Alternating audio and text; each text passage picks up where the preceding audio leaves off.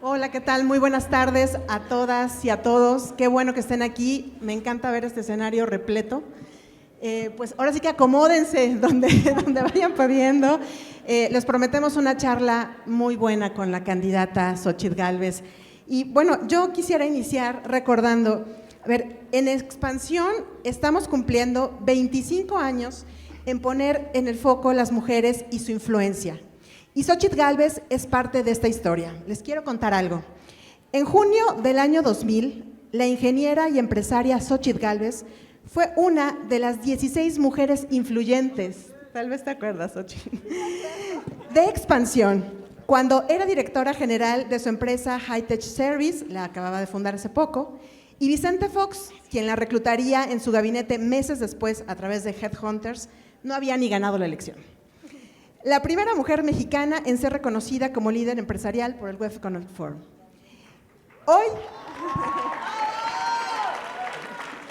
Hoy, 24 años después, es candidata a la presidencia de la República por la coalición Fuerza y Corazón por México y una de las dos competidoras que estelarizan esta campaña electoral que por primera vez nos acerca a tener a la primera mujer presidenta de la historia. Muchas gracias a la candidata por estar aquí con nosotros.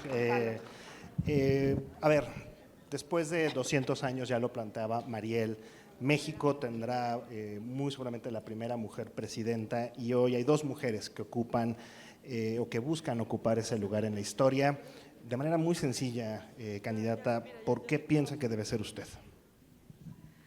Muchas gracias, Gonzalo. Muchas gracias, Mariel. Saludo a Edgar Fara, presidente del grupo, a Leonardo y a mi querida Kenny, Alejandra, Enrique, Josefina, todos los que me acompañan esta tarde. Y yo diría, también saludo a Débora Romero, que anda por aquí, a Enrique ya lo saludé, Enrique de la Madrid. ¿Por qué debo ser yo? Primero, yo creo que sí estamos hablando de dos proyectos de país. Hay un proyecto donde una mujer pues simplemente va a seguir un proyecto que empezó, que es esta división, esta polarización, esta política de abrazos a los delincuentes, esta política de militarización del país, esta política de seguir subsidiando absurdamente a Pemex, lo digo con todas sus letras, donde hemos perdido 800,000 millones de pesos en refinación, donde fiscalmente le hemos dado miles de millones de dólares y pareciera que la petrolera no flota, no hay manera porque no hay conducción, no hay dirección. Y esta política de los años 70, de los combustibles fósiles, de la soberanía energética, porque simplemente refinas la gasolina, buena parte de la gasolina, ahora que presumen tanto el dólar de a 17 pesos, pues ojalá estuviera la gasolina a 13, porque importamos el 70% de la gasolina y ahí pues no hay éxito. Entonces esta visión del pasado, esta visión de perpetuar la pobreza es la visión de Claudia. La visión que yo tengo sí es la visión de una política social indispensable de apoyar a los que menos tienen, pero yo lo veo como una palanca para salir adelante, como algo que te apoyo, pero tu potencial, tu fuerza te va a sacar de la pobreza. O sea, yo estoy de acuerdo con el presidente de primero los pobres para salir de la pobreza. Yo le apuesto una clase media fuerte, con empleos cada vez mejor pagados, abriéndonos a la inversión. Yo no le tengo miedo al nearshoring para nada, es la gran oportunidad de México. Y imagínense cuáles son las dos visiones. Cuando la señora me reclama que yo viva en una casa propia, porque ella vive en un departamento rentado. Bueno, yo quiero el México donde todo el mundo tenga casa propia. Y ella quiere el México donde quiere que tengan un departamento rentado. Candidata, la llegada de una mujer a la presidencia, y esto nos lo han dicho muchas feministas, muchas mujeres también, no garantiza que haya una verdadera agenda a favor de las mujeres. Lo hemos visto en muchas ocasiones. ¿Cómo trabajará el gobierno de Xóchitl Gálvez por el 51% de la población? Y si esto incluye el respeto a la interrupción legal del embarazo. Bueno, ella dijo claramente, cuando le hacen una pregunta sobre mujeres, dije, ¿de ese tema ya hablamos? O sea, next. Y yo creo que del tema de las mujeres uno tiene que seguir hablando. Desafortunadamente se cambió el tema, que esa fue la bronca del debate, que no podíamos debatir ideas cara a cara, sino ya te hacían otra pregunta y entonces ya abandonabas un tema que podía ser interesante. Yo le dije una cosa que se la repito aquí. El presidente le puso corcholata porque quiere que sea la tapadera de la corrupción. Ella viene a tapar los sobres amarillos, la Casa Gris, los contratos de Nale, la corrupción de Segalmex, el Tren Maya, o sea, porque la corrupción en México, y ustedes lo saben, está peor que nunca. Nosotros sabemos cómo están las aduanas, nosotros sabemos cómo está el tema del transporte en carreteras y el cobro de piso, o sea, el país está mal. ¿Por qué tendría que apoyarme o por qué quiero convencerles de que soy una opción distinta? Primero, porque yo no le tengo miedo al éxito. O sea, yo creo que las mujeres podemos llegar hasta donde queramos. Y lo único que necesitamos son apoyos para lograrlo. Las mujeres no están pidiendo que de por vida les den un apoyo económico. Las mujeres lo que están pidiendo es una oportunidad. Para mí, la base de todo esto es el empoderamiento económico de las mujeres. Yo crecí en una vida de tanta violencia, cuando mi padre golpeaba a mi madre y yo le decía, vámonos, déjalo, vámonos de este pueblo. Y ella decía, no, porque ¿con qué los mantengo? ¿Qué va a ser de mí? O sea, ella no visualizaba la posibilidad, y era una mujer que trabajaba, que le chambeaba. Yo lo que quiero que las mujeres sepan que van a contar con una mujer que en caso de tomar esa decisión van a tener un apoyo, no van a estar solas, pero no es un apoyo de decir, te voy a sostener 20 años de mamá soltera. No, ¿qué hice en la Miguel Hidalgo? A las mamás solteras que querían salir adelante se metieron a estudiar a la Ibero, una carrera técnica de 2 años, técnico en contabilidad, técnico en turismo, técnico en programación, y las empujamos 2 años, y vámonos. Y a otras mujeres, o sea, para mí el tema de la independencia económica al nivel que sea, porque puede haber mujeres que estén casadas con millonarios y están viviendo infiernos por esa codependencia económica del marido. Y puede ser en la situación más humilde. 2, ¿qué requieren las mujeres para lograr esto? Un sistema nacional de cuidados. Sheinbaum lo pudo haber hecho en la Ciudad de México. En la Constitución estaba consignado el Sistema Nacional de Cuidados y no hizo absolutamente nada. Ya tuvo su oportunidad como jefa de gobierno y ahí demostró que no le interesan. ¿En qué consiste el sistema de cuidados? Voy a ser muy breve. Estancias infantiles, escuelas de tiempo completo, apoyo a mujeres que tienen hijos con discapacidad, que tengan una buena educación, que tengan acceso a salud sus hijos. Una mamá que tiene un hijo con ceguera o con sordera, nomás vean lo que sufren para que puedan sus hijos estudiar. Y ya autismo, ¿para qué les cuento? O sea, es una cosa casi imposible encontrar una buena escuela. Entonces, que las mujeres que tienen un hijo con discapacidad no estén sentenciadas a dejar de tener vida propia. Y luego vienen los adultos mayores. A mí me dejaron a mis padres, mis hermanos. No es que mis papás quieren estar contigo, no te hagas güey, o sea, tú no los quieres cuidar. Y ahí tiene que haber un sistema de cuidados para los adultos mayores, y como delegada tuvimos la Universidad de la Vida, y esta Universidad de la Vida, los adultos permanecían durante el día. Entonces, es independencia económica, apoyo emocional. Para mí el tema de la salud mental es fundamental, y a mí no me da miedo hablar de lo que le pasó a mi hijo, no me da miedo a Juan Pablo, porque eso pasó hace 1 año, y ahí yo entendí la importancia de apoyar a las mujeres, porque yo le hablaba al psicólogo, a ver, ¿qué hago? Porque estoy en esta bronca, ¿no? Todas las mamás pasamos por hijos rebeldes, complicados, y tenemos que acompañar a las mujeres y a los jóvenes en esta parte de su salud emocional.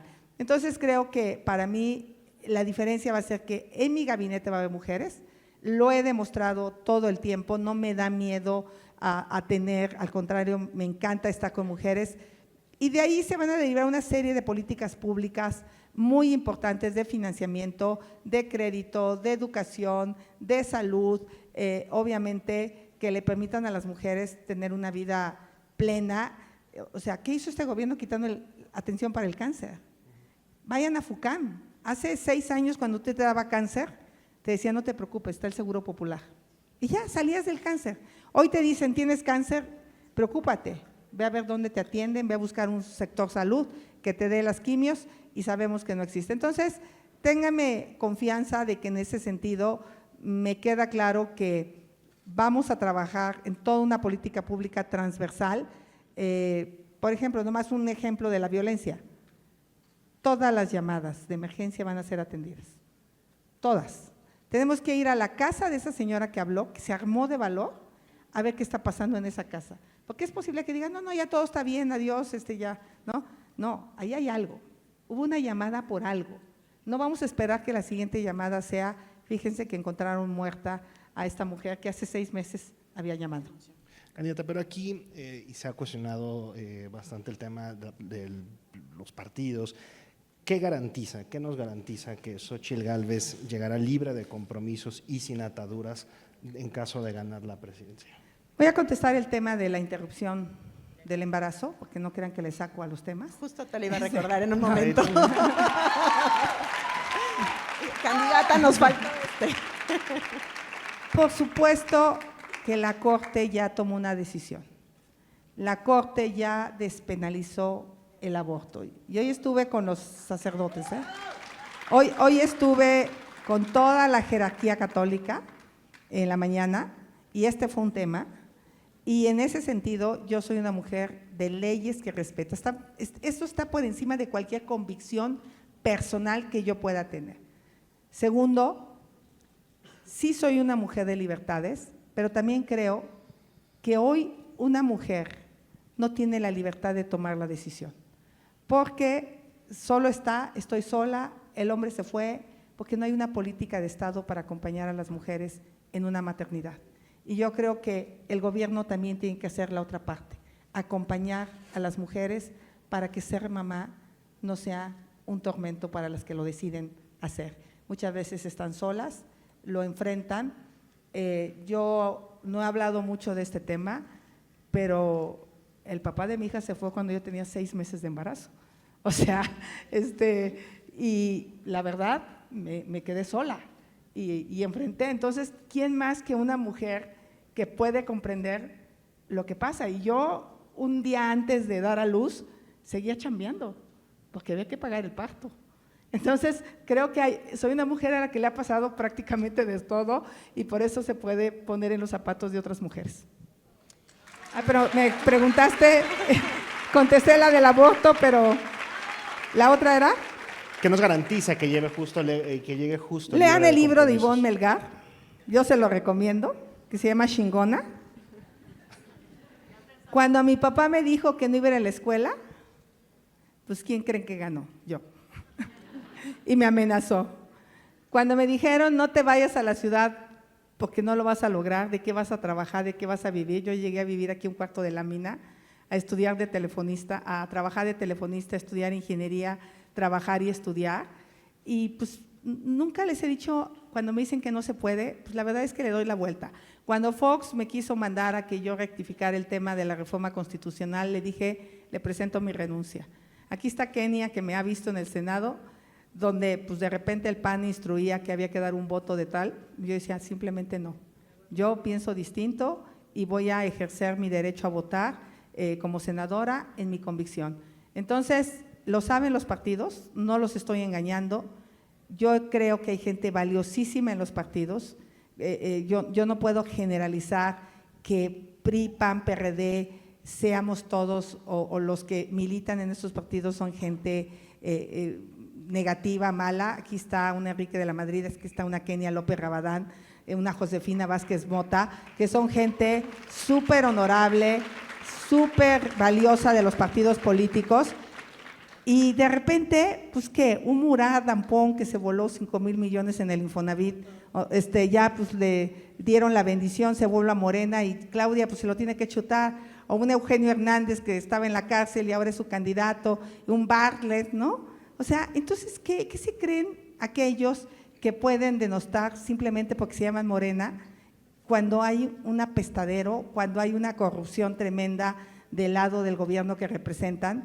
Ahí está Segalmex, ¿no? Con Nacho Valle, que sí viene del PRI de Luis Echeverría, y el presidente dice, es que los priistas que se trajo son los corruptos. No, señor presidente, el corrupto es Nacho Valle, o sea, no se equivoque. Entonces, creo que ustedes también tienen que valorar que en todos los partidos hay gente valiosa, y yo me estoy aliando con la gente valiosa de los partidos. ¿Qué he propuesto para mi gabinete? He propuesto que todos nos sometamos a un análisis de evolución patrimonial, todos, yo empezando. Yo puedo demostrar. Y hacerse público, por supuesto. Claro, yo puedo demostrar que lo que tengo es producto del trabajo. Por un lado dicen que facturé 1,400 millones, es lo que dice el presidente, y por otro lado cuestionan que tengo una casa de 9 millones. O sea, pues entonces, y además Shakira dice que las mujeres facturamos, ¿no? Entonces, las mujeres ya no lloran, las mujeres facturan, claro. Las mujeres facturan, ¿no? Entonces, las mujeres ponemos empresas para facturar, para ser exitosas, para que nos vaya bien. No, la empresa que sacaron, que Claudia dice que tuve un contrato del INAI, no es la mía, es de mi esposo, está declarada en mi conflicto de interés, pero el marido de Sheinbaum era un ratero tomando bolsitas de dinero. Mi marido es un rockero trabajador, ¿no? Por eso, entonces, ¿cuál es la diferencia? Que uno tiene una empresa que paga impuestos, que hace sus declaraciones, y el otro tomaba bolsas de plástico en dinero en efectivo. Pues no, nosotros somos de los que trabajamos, nosotros somos de los que producimos y nos sentimos orgullosos de generar empleos. Ya nos hablaba de un gabinete paritario, de llegar al gobierno, pero ¿cómo garantizar que no se pongan mujeres en puestos solo para cumplir con la paridad y luego se les quite poder a esas secretarías para que solamente estén las mujeres? ¿Estaría a favor de colocar a la primera mujer secretaria de la Defensa o de Marina? Yo sí. Yo creo que tiene que ser la mujer capaz, brillante. Yo nunca tendría una florero como la que tuvimos en Gobernación, con todo respeto para doña Olga, con todo respeto, y la quiero bien, pero la verdad es que le dieron el cargo, pero nunca le permitieron tener el poder, la verdad, y ella lo sabe, que las decisiones las tomaba el general secretario, o sea, y yo creo que eso sí es muy patético para las mujeres, jugar ese papel, y de repente, pues Claudia lo jugaba con el presidente, porque yo se lo dije en el debate, según tú eres científica, pero cuando manejaste la pandemia no aplicaste la ciencia. ¿Qué le costaba decirle al presidente que el cubreboca era clave en la pandemia? Cuando se descubre que el virus se transmite con aerosoles, ¿no? Que es cuando hablas, y no con gotículas, porque era la sana distancia, que no te llegara la gota de saliva, pero si tú estabas en un cuarto encerrado como este, pues obviamente alguien tenía COVID, salíamos todos con COVID. ¿Qué te salvaba? Pues el cubreboca. No tuvo las agallas para decirle, señor presidente, ya después como que se lo puso y ya cambió, ¿no? En la segunda etapa de la pandemia. Pero eso sí, yo quiero mujeres con agallas, mujeres que me digan las cosas. Les voy a poner el ejemplo de una persona que contraté, María Antonieta Gallar, cuando llegué a la Comisión de Pueblos Indígenas. La entrevisté, me puso una regañiza, me dijo, no estoy de acuerdo contigo en esto y esto. Dije, qué chido, estás contratada. ¿Y por qué me contratas? Dije, pues para que esté de acuerdo conmigo, ya estoy yo.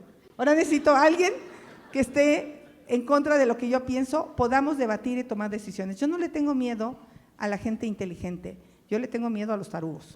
Candidata, hay dos temas de política pública con perspectiva de género que son muy importantes también para nuestra audiencia. El primero de ellos es, todavía existe una brecha salarial muy importante entre hombres y mujeres, y aquí la primera pregunta es cómo hacer desde el gobierno para cerrar esta brecha. Y dos, también aquí se ha cuestionado mucho el tema de que se le haya quitado el apoyo social que antes se brindaba directamente a las mujeres. ¿De qué manera regresárselo, sobre todo cuando han mostrado ser grandes administradoras? Las 100 mujeres poderosas facturan, hablando de facturas, 7.4 billones de pesos. ¿Cómo podemos, digamos, desde el gobierno cerrar esta brecha y regresar a esta parte de los apoyos económicos estructurados con género? Yo creo que tiene que ver con muchísimos factores. Un factor importante tiene que ver con la formación permanente y la capacitación permanente. Muchas veces las mujeres le dedicamos demasiado tiempo a los cuidados, está demostrado que 4 horas más al día que los hombres, 4 horas que podríamos dedicar a prepararnos, a estudiar, a hacer cosas, y que se las tenemos que dedicar a las labores del cuidado de los hijos. Por eso para mí es clave el Sistema Nacional de Cuidados, o sea, necesitamos liberar a las mujeres en sus tiempos y que les permita tener un desarrollo profesional pleno. Muchas veces los patrones, los jefes, aprovechan de que saben que tienen la necesidad de un trabajo de medio tiempo y la cuestionan, pues sí, pero te puedo pagar 6,000 pesos. Y como ella tiene a los hijos en la escuela, pues dice, pues los agarro, ¿no? Pues no puedo. Pero si hubiera una escuela de tiempo completo, pues ya no tiene esa bronca porque dice, pues no, puedo trabajar 8 horas, recojo a mis hijos a las 5 de la tarde. Todas esas cosas parece que no, pero le dan libertad a las mujeres. Entonces, estancias infantiles, escuelas de tiempo completo, esto que yo le he llamado aldeas del saber, donde los jóvenes se pueden ir por la tarde a tomar clases de robótica, de inteligencia artificial, aprender a programar, y que la mujer sepa que su hijo está cuidado en esta aldea del saber y que va a pasar a las 7 de la noche, es otro espacio de tranquilidad. Y por otro lado, pues sí inspeccionar las nóminas. O sea, yo sí creo que hay que ir a las empresas y decir, a ver, este trabajo es igualito al de un hombre y hacerlo aleatoriamente. ¿Por qué le pagas 20% menos a esta mujer? Y las empresas tendrán que ir entendiendo que a trabajo igual, salario igual. Candidata, usted ha planteado varios programas sociales y ha dejado muy claro en que no se van a quitar los programas sociales y algunos se van a ampliar. Tal es el caso de la pensión a adultos mayores, que propone que se baje a 60 años, pero también hay varias tarjetas para mujeres, para jóvenes, las becas. Yo lo que le quisiera preguntar es, ¿de verdad nos alcanza el dinero sin tener que hacer una reforma sendaria? Muchos expertos nos han dicho, no nos va a alcanzar porque en este gobierno se gastó muchísimo. Entonces, ¿cómo reorganizar el gasto público? ¿Cuáles van a ser sus prioridades? Pon a administrar una mujer. Yo sé lo que te digo, mira, te voy a dar varias ideas. Una, hoy hay demasiados adultos mayores que están en los padrones y que no están recibiendo el recurso. Disminuyó el padrón de adultos mayores. De las últimas cosas que hablé con Carlos Ursúa, eran las bolsitas de 50,000 millones de pesos en el programa de 65 y más. Creo que lo que tenemos que es hacer padrones transparentes que realmente prueben que las personas están recibiendo la pensión, y el cálculo que hacíamos con el doctor Ursúa es que si le quitamos gastos de operación, o sea, ¿se imaginan cuánto costaron los bancos del bienestar? Que no sirven para nada. Y si ese dinero, en lugar de tirarlo a la basura, le hubiéramos apostado a la banca digital o al dinero electrónico, pues sería una super solución. Entonces, para mí el uso de tecnología va a ser clave en muchas de las políticas de programas sociales. Yo me imagino usando blockchain para que te puedan entregar tus medicamentos en la farmacia. Finalmente, hoy el gobierno está comprando los medicamentos más caros, porque no está haciendo compras consolidadas. Entonces, en medicamentos nos podríamos ahorrar muchísimo dinero y tú pactas con las farmacias privadas y les dices, a ver, el losartán vale 37 pesos. ¿Quién quiere vender losartán a 37 pesos? Porque hiciste un estudio de mercado y sabes que su valor real es 18 pesos más la distribución. Y pues ya quien acepte vender el losartán entra a tu programa y la tarjeta inteligente de Mi Salud te lleva a la farmacia con una receta electrónica por el losartán, para que no le entregues losartán y que se ande vendiendo en el mercado negro. Entonces, el uso de tecnología, la precisión de los programas sociales, la eliminación del gasto corriente, sí te puede llevar a ser más eficientes. Hoy gastamos 1,300 millones de pesos en programas sociales. Hay que reorganizarlos, hay que focalizarlos. Yo me quedaría, no con todos, los más importantes para mí son los que están en la Constitución. Adultos mayores, jóvenes construyendo el futuro, nada más que se lo cambiaría yo al programa Sí, estudio y sí trabajo, o sea, porque hoy no hay ninguna contraprestación por recibir la beca de 3,600. Para recibir la beca vas a tener que venir a estudiar programación, o vas a venir a estudiar inglés, o vas a venir a prepararte, pero algo vas a hacer para tener el programa. Y no estoy quitando el programa. Simplemente lo que yo creo es que el joven sí necesita pues un incentivo para recibir el dinero y le va a acabar gustando aprender programación.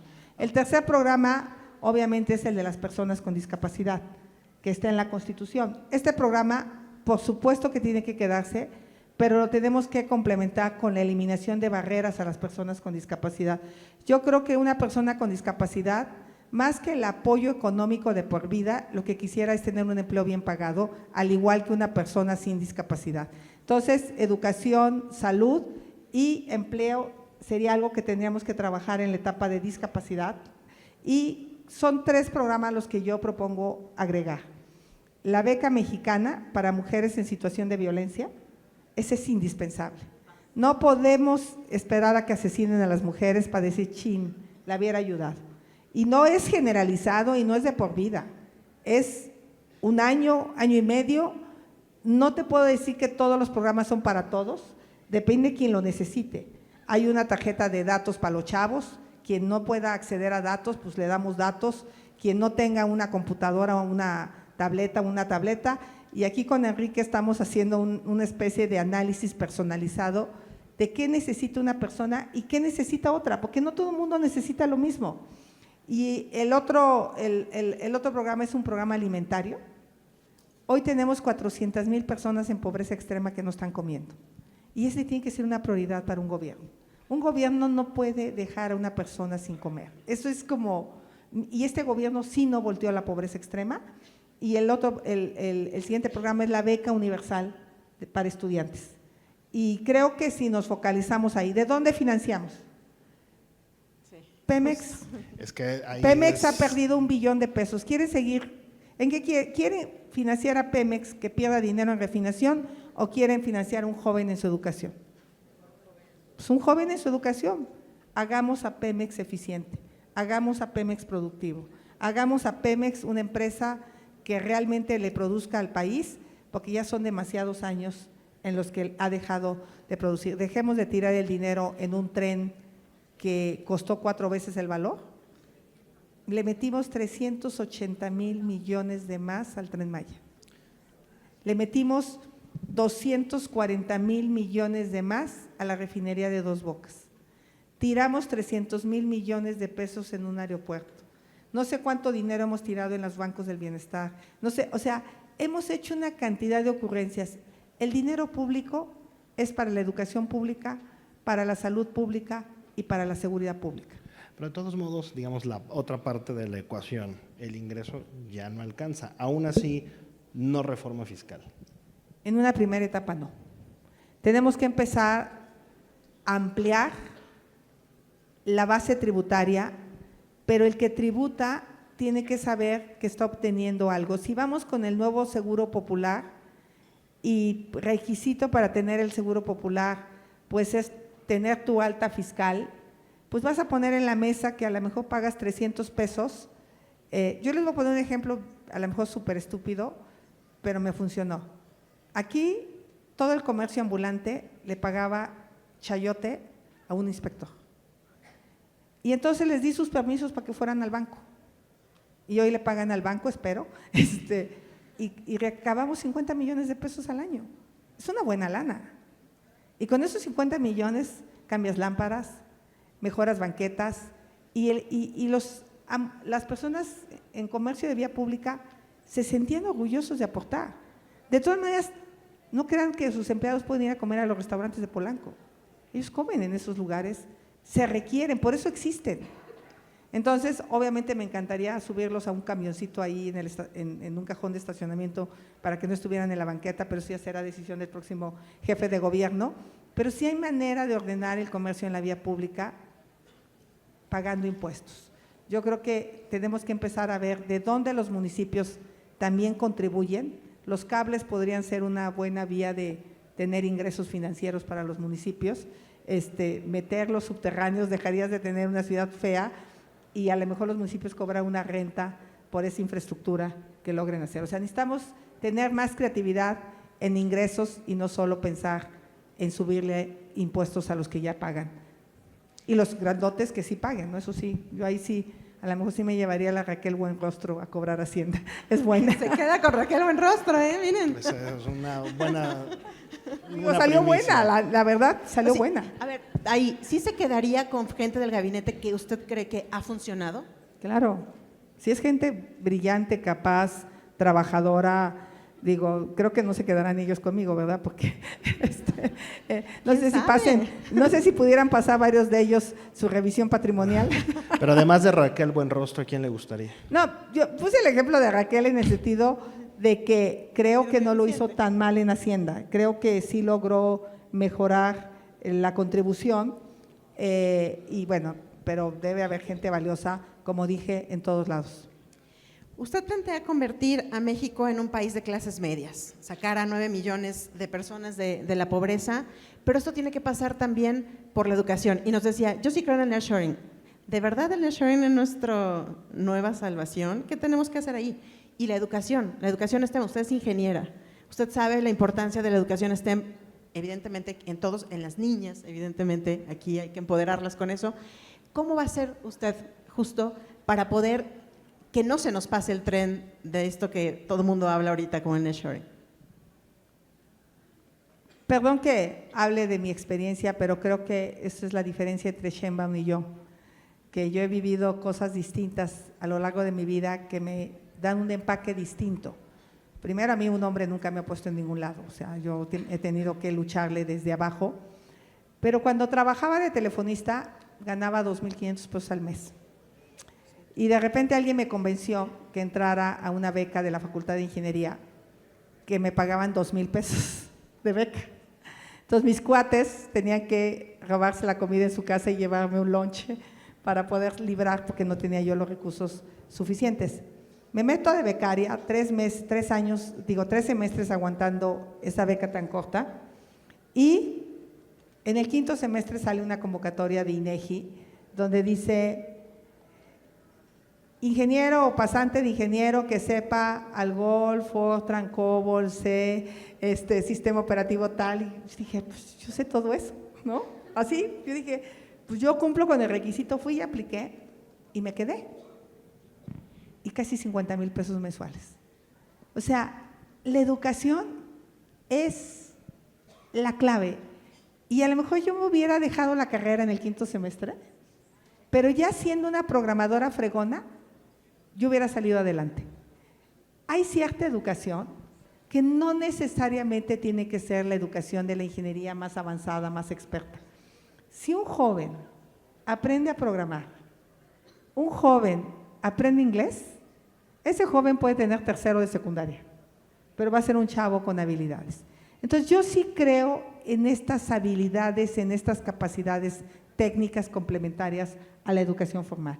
Por eso para mí este programa de sí es muy importante. Cuando fui alcaldesa aquí en Miguel Hidalgo, certificamos a 6,000 personas en competencias laborales.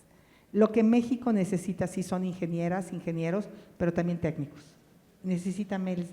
¿Sí es el nearshoring una oportunidad? Claro que sí es. Estaba yo viendo la inversión que se prevé para México, 46,000 millones de dólares.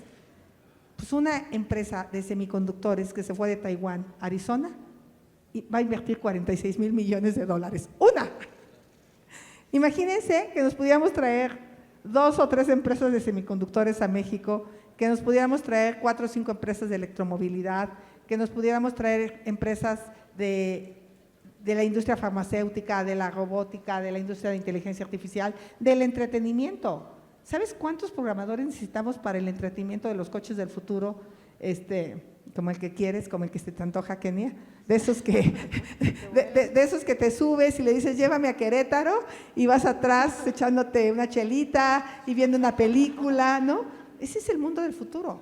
Para eso se requieren miles de programas. No están llegando justamente las empresas, tenemos sobre todo de la gran cantidad de inversión extranjera directa, prácticamente 70-80% de reinversión.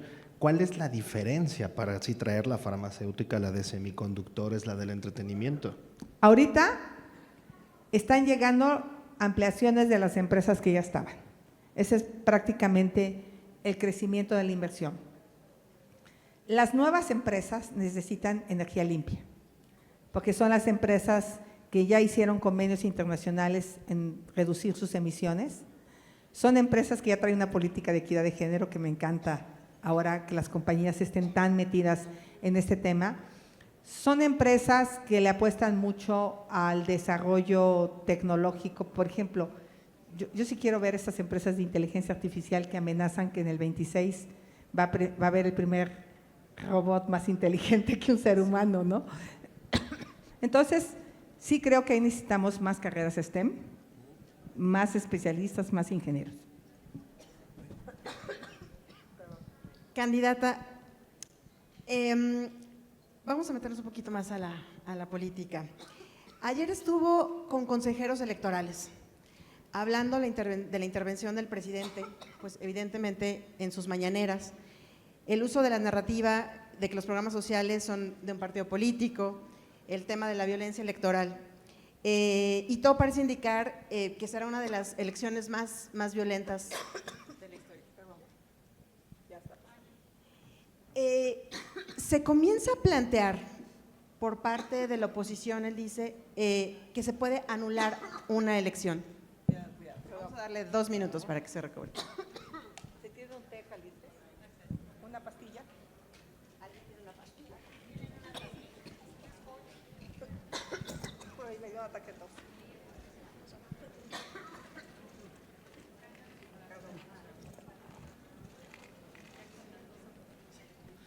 Le prometemos que el agua está bastante bien.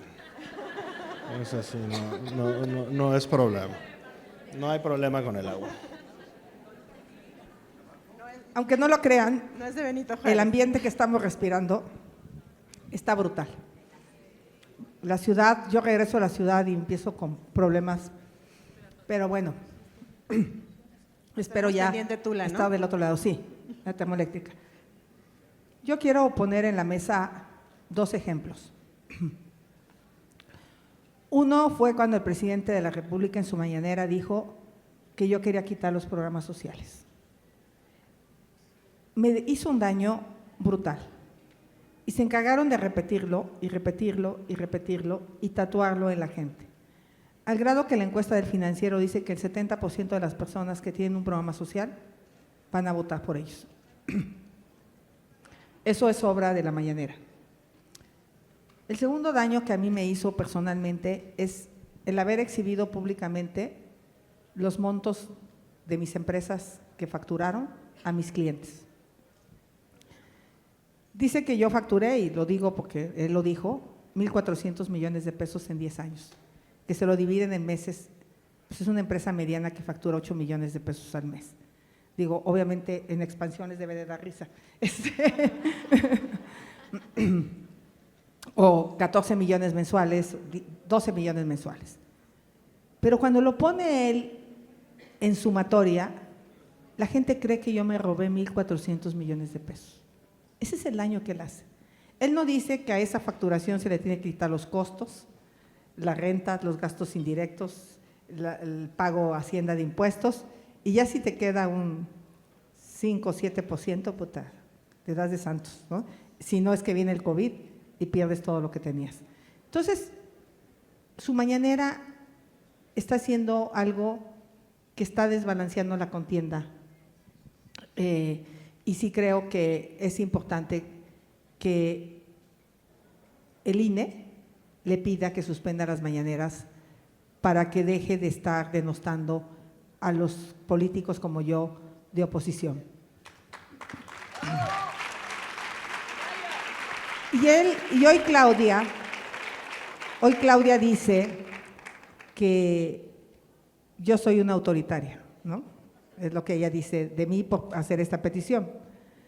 Pues hoy que estuve con los de la SEM, el episcopado, hay 60 sacerdotes con denuncias por sus homilías. O sea, ¿quién es el autoritario? O sea, los sacerdotes no pueden dar una opinión, un punto de vista en homilía, porque inmediatamente Morena los ataca, los agreda, los denuncia. hay sacerdotes que tienen denuncias penales por simplemente decir lo que piensan. Entonces, yo lo único que digo es que esta contienda sea pareja, porque la mañanera se ha convertido en el espacio más importante que todos los medios replican, todos, sea buena o sea mala la nota. A mí el fregadazo de los 1.400 millones ya no me lo quita nadie. Y es absolutamente falso que los ingresos de mi empresa sean del sector público. El 95% tienen que ver con el sector privado y el 5% con el sector público en licitaciones éticas y transparentes. Al grado que Claudia me reclama eso en el debate, cuando en un país donde hay un político que trabaja le deberían de dar gracias, porque no se va a robar un peso, porque es un político que tiene una manera de ganarse la vida y no estos políticos que entran de políticos y salen de empresarios. Ahí todavía en la parte del presidente, candidata, él ha expresado que se busca un golpe de Estado técnico y ha advertido que se soltarían muchos tigres por la reacción social que se tendría. ¿Cuál es el escenario, candidata, que se tiene o que tiene la coalición sobre la intervención del presidente en la elección cuando es claro que va a continuar él en esta dinámica? La única opción que hay es que los mexicanos salgan a votar de manera masiva. No hay otra alternativa. Morena sacó 32 millones de votos en el 2018. Yo no veo manera que hoy saquen esa cantidad de votos. En el 21 lograron justo 21, 22 millones de votos. Hay un desencanto generalizado en el país. Si nosotros logramos una votación de arriba del 62%, de verdad que ganamos. Y eso es lo que hay que hacer. Hay que decirle a la gente que salga a votar sin miedo. ¿Cómo convencer a las personas que piensan que la elección ya está definida y que el 2 de junio es un mero trámite? Pues es que la narrativa de ellos es esa. No es la primera vez que yo lo vivo. Pregúntenle a la alcaldesa de Álvaro Obregón. Dijeron que iba a perder por 40 puntos. Lía Limón, y ganó. Cuando yo fui candidata a jefa delegacional, dijeron que iba a perder por 17 puntos y gané.